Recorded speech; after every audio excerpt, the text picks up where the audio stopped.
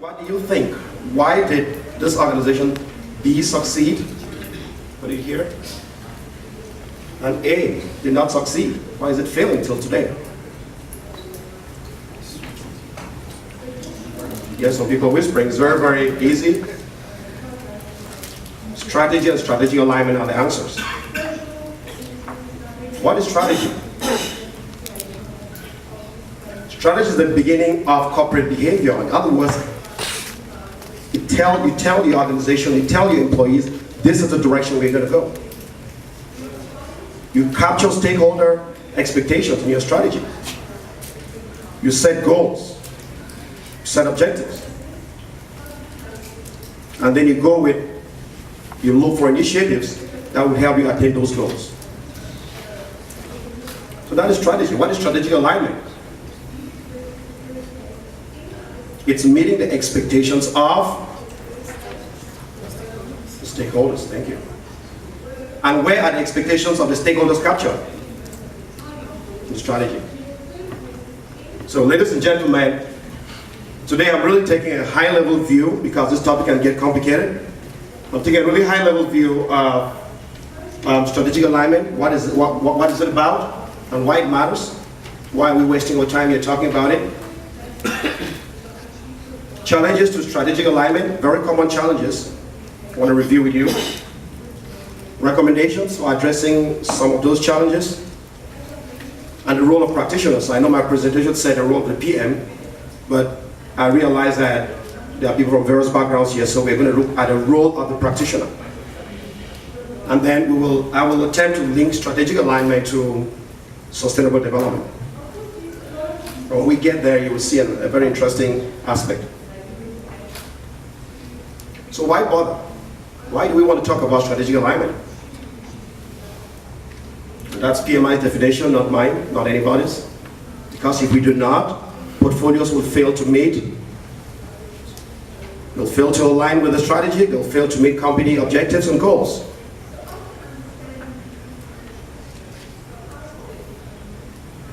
And as a result, they'll deliver very little value or no value at all. Do we have any data to support this assertion? Because it's an assertion. It's PMI's assertion. Remember that PMBOK guide and all the standards, they are put together by practitioners. So we always need to go out and look for some data to support what they're saying. Yes, there's data. According to research, 85% of executives spend less than 1 hour a month discussing strategy, reviewing strategy. Now, if that's the direction, if you want to take your organization in a particular direction, is 1 hour a month enough for you to transmit that message to your employees, to your organization? You answer. Is it enough? No. Perfect. As a result, what's happening? Those 5% of the workforce understand strategy. Again, this is research data. And we see the subsequent effect here. What is it? Just 20 to 30% of executives report that they were successful with their strategic initiatives. Because no one understands where they're going to. And if they don't understand where they're going to, they're not going to be able to help you. I'm going to talk about the role of the project manager because this is very critical. And I will talk about this down the line. This is very critical. We often at times forget about the project manager, or we talk very inadequately about the role of the project manager. So pay attention. Now, today, and even in the developing countries, most businesses, and you see the number is, most businesses, they rely 84% of their functionality on IT.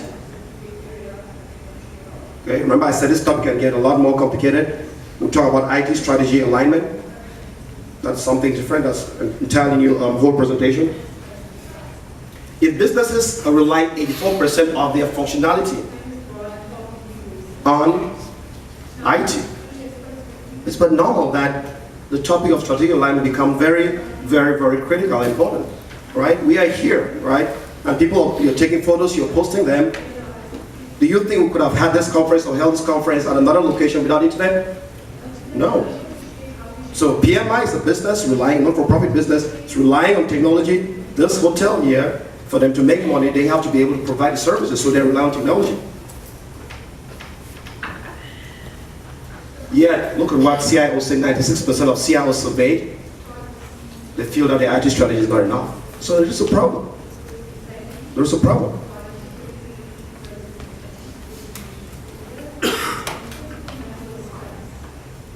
Now, this is just an illustration, and I borrowed this diagram from as a source out there. You would see that if you align your execution with your strategy, you produce great results. The rest of it is just history. It's either you're wasting your time, wasted effort, performance failure, or having a recipe of failure, or you missed opportunities. And especially if you're in a for-profit business, if you're out to make money in this competitive world today, the world of disruption. Anyone, do you know the term disruption? Yeah. Very common today. In the world of disruption, if you don't have a strategy, you don't have a direction, and you don't execute according to that strategy, or in line with that strategy, you shouldn't be in business. So challenges. There is one that I don't have on here, but I will start with that one. It's a lack of employees with sufficient knowledge, okay, or with the necessary skills. Now, there is a London-based research company that carried research, and very recently, and it reported that 72, well, it surveyed, I think, 600 C-level executives, and it found out that, I think the number is 72% of them, which is about 432 of them, they said they could not meet their objectives because they did not have the necessary resources with the necessary skills. Now, there's good news for anyone who's the PM field here. 2 of those skills that those C-level executives identified were, number 1, the ability to get work done. And who does that pertain to? PMs. So there's job guarantee for you out there. And the second skill is the ability to execute strategic alignment, or to execute your strategy. Because you have a strategy, you need someone to execute that strategy. So those are the 2 skills that they identified. And I think that anyone who's come to this conference, you definitely should be happy because you're in the right business. So, other challenges why strategic alignment fails is because it's a lack of strategy. Some companies don't even know that anything exists as a strategy. One is a company that I talked about, Company A. They had no strategy. I worked there as the only PMP, but I could not identify the problem. And if you don't have a direction, you will fail. Especially again in today's business place, you will fail. The other part of it is lack of a clear strategy. And usually when we talk about lack of a clear strategy, you have some form of a strategy. However, your goals and objectives are not very clear. That is, when we talk about lack of clarity, it's usually referring to the goals and objectives. Not clear. Goals have to be measurable, as we will see later on. If you don't have any measurability attached to your goals, there's no way you can know if you are on track, you're en route to meeting your objectives. Understanding of strategy by stakeholders. Are your employees stakeholders? Yeah. Good. Do you think, a lot of you, if you are business leaders, how much time, and this is food for thought, how much time do you spend with your line employees, your mid-level managers, communicating strategy to them, if you have one? Think about it. Commitment. If I don't know what I'm dealing with, do you think I'm going to commit to it? No, because I don't know what to commit to. The last one is communication, and you will see communication rippling through everything that I talked about. It's because of the importance of communication. Okay, now you can communicate and people decide not to make use of that communication. However, do your part. Do your part. Communicate it. Now, some questions I want you to think about. I think I've kind of already touched on this. Does your organization have a strategy? Do you even know it exists? Maybe it does. Maybe it has one, but you don't know that it exists. Do you understand it? If you know that it exists, do you understand it? Do you align all work and actions with your organizational strategy if you understand it? Okay? If you're a manager, you're a line manager, mid-level manager, every action you take, whether disciplinary action, you have to always understand that you represent the organization.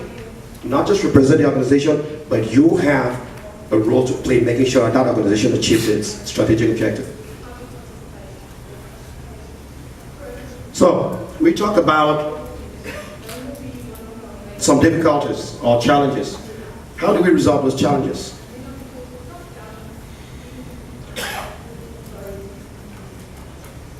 There is a notion of the 3 P's of success.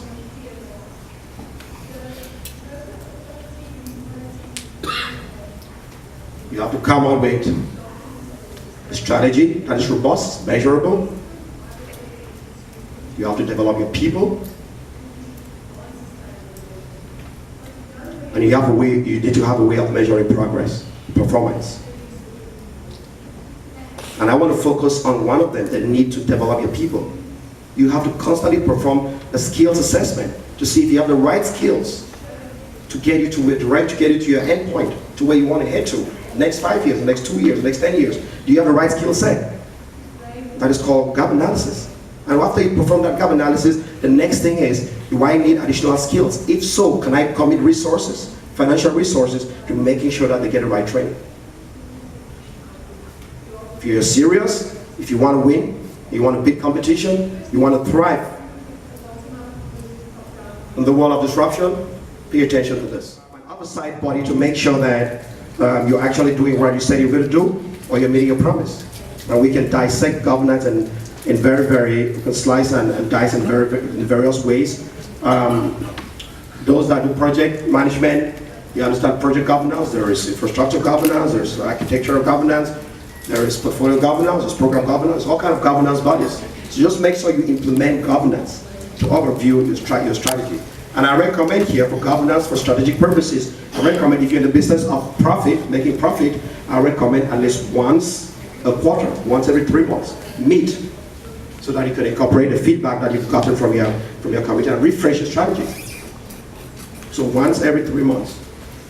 If you're a non-for-profit, at least once a year. If you can, twice a year. Involve your organizational community, your employees, involve them in developing your strategy and refreshing your strategy. That is where you get your best feedback. Collect this feedback from them. Make them feel comfortable communicating feedback. Now, the $1 million question, who ensures strategic alignment? What do you think? CEO? Management. Management? Any other answer? Project manager. Project manager? Thank you. The answer is everybody. Everybody. Everybody. Let's look at senior management. For those that said senior management, how can they ensure strategic alignment? First of all, they're capturing the expectations of the stakeholders. They are championing the development of the strategy. They are committing to it. And commitment runs down the board. Do you know why? Because if you talk the talk and you do not walk the walk, your employees, they see. Guess what they pick up? The actions, not your words. If you commit, they will follow your passion. And you have to commit to it. We already talked about that. Communicate your strategy. We talked about that. Communicate that to your immediate management, in other words, your senior level executives, and then make sure that they communicate that down. If you remember the statistic that said most organizations spend less than 1 hour per month talking about strategy. You have to devise ways to communicate your strategy. Help the organizations. I tell you what I do, right? I manage portfolio. What I do with my project managers and program managers, for each project that you manage and each program, you have to give me a brief summary at the top of your status. When we do status decks every week, give me a brief summary, and then underneath that summary, you will tell me which goal your project or program is trying to meet and how.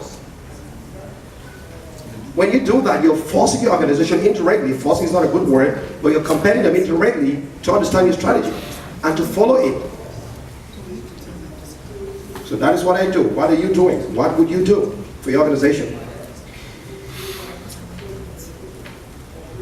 Now, they also provide oversight. So remember I said when you communicate, you have to make sure that that message doesn't get lost. So you devise means of capturing that. Governance is one of them.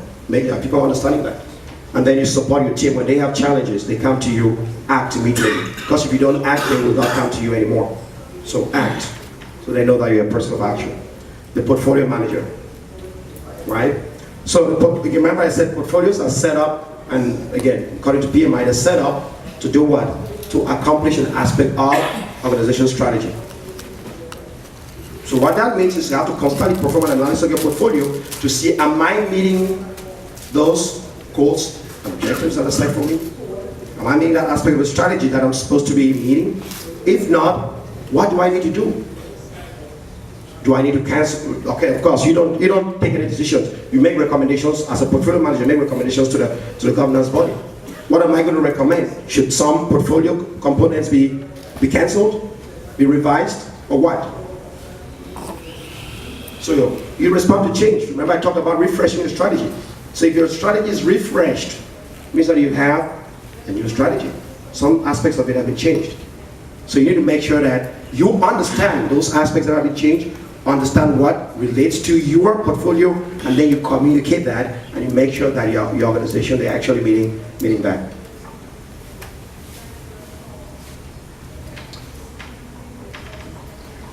Okay, I think basically I've touched on all of those. Program manager, basically the same thing. You ensure up-down communication, communicating to your team, and getting feedback, communicating back up, right? But a little difference is that if you have an organizational change to strategy as a program manager, you have to go back and reassess your program. Okay? Is this component, when we talk about component could be a sub-program, could be a project, could be other work as a defining. So you need to reassess your program to see, are all the components still relevant? If they are not relevant, what do? You make recommendations to the governance body. This is what I recommend, and you justify recommendations. They will take action accordingly. Okay? And when you do that, when you constantly look at portfolio and you measure value and you report up, you're optimizing the strategic alignment, because you're making sure that the work that you're doing the right work. What you're working on is actually aligning with the strategy.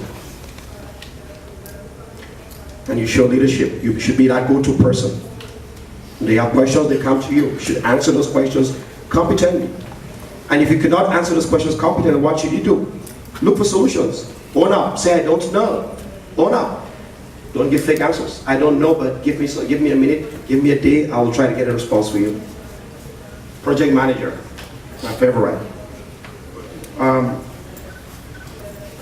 Remember I talked to you about my organization, and I was the only PMP in that organization, and I did not know what was going on? Because if I had known, I would have tried to educate them. I would not refuse doing the work because I would have been fired. Don't try to do that.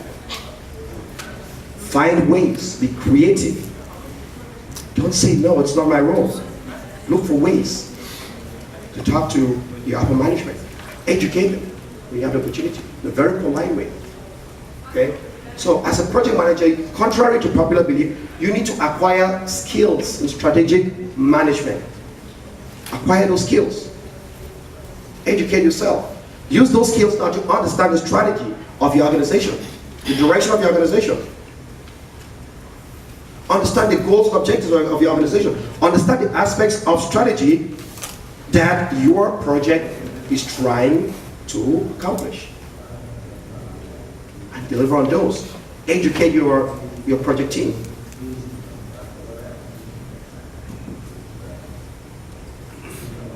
Now the team, when I say the team, those of you who are familiar with Agile, and I would particularly talk about Scrum. They talk about the team, so it's any other person that is doing the work that I've not mentioned here. You are a team player.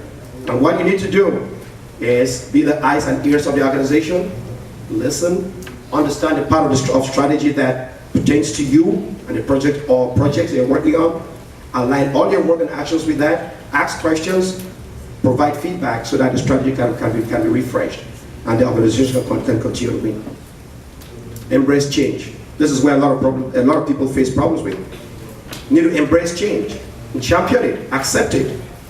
So when the strategy changes, you accept it, you adopt the change, and you act on that change accordingly. I can tell you that whoever designed each of them had both in mind knowingly or unknowingly. What's the definition of sustainable development? Let's look at it a little bit. Development that meets the needs of the present without compromising the ability of future generations to meet their own needs. Okay? Now, I'll talk about strategic alignment. I'm going to talk from a funding standpoint, because you only fund projects that align with your strategy. And funding projects, we have two main sources of projects. Does anyone know? Two main sources of projects. The first, the projects that come from business as usual, operations. So you fund them, and that is what? Utilizing this definition here. That is what? Business of today. So the business that currently delivering value to you, or for you today, you have projects, enhancements projects, you continue to fund those projects that come from them. But you also have strategic projects that position you to deal with competition and also position you to deliver future value. So you have two streams. One is your strategic initiative, the other one is your business as usual. Same thing here. We are delivering value by maintaining our resources today while making sure that we can have those resources for future generations. So you have to fund projects that maintain value today. You also have to fund projects that sustain tomorrow's value, maintain it for future generations. That is the link that I see between those two. Now, you look here, and I have a diagram here. You have a strategy here, and you use that strategy to filter for your projects, just like we talked about. And for sustainable development, here's what I recommend. Create a vision that directs your sustainable development projects. Have a mission statement. Develop SMART goals, specific, measurable, attainable, realistic, and timely. Communicate a strategy. Implement communication and feedback and performance mechanism, because you have to measure and take corrective action. And when you do that, guess what? You would have created a strategy, a winning strategy for your sustainable development projects. So in conclusion, organizations, they face very common challenges. And if we address those challenges in a timely manner, we ensure continuity in value delivery and continuity in strategic alignment. And we also learned that strategic alignment is a responsibility of everyone, not just one person, not just management, everyone. And when we apply strategic alignment to sustainable development, we enhance its value. So 3 quotes I want to leave you with, and if you've taken nothing from my presentation so far, please pay attention to these 3 quotes. The first one is a quote by Bruno Zisa and Joey Fitz, and I'm going to read. When companies commit to strategy and communicate, this is how we win. Others communicate, this is how we do business. And can align execution with corporate objectives, they begin to create a culture of performance. The next one is longer quote. Almost done, folks. Strategy is completely useless unless the results of strategy, or unless the result of strategy process, the position you choose to occupy, the way you are going to drive your company is well understood quite broadly. In other words, by your organization. Because the number one purpose of strategy is alignment, it's really to get all the people in the organization making good choices, reinforcing each other's choices, because everybody is pursuing a common value proposition, a common way of gaining competitive advantage. That is a quote by Professor Michael Porter. The final one, it's from me. Strategy begets success. 2018. If you have strategy, you are likely to be successful.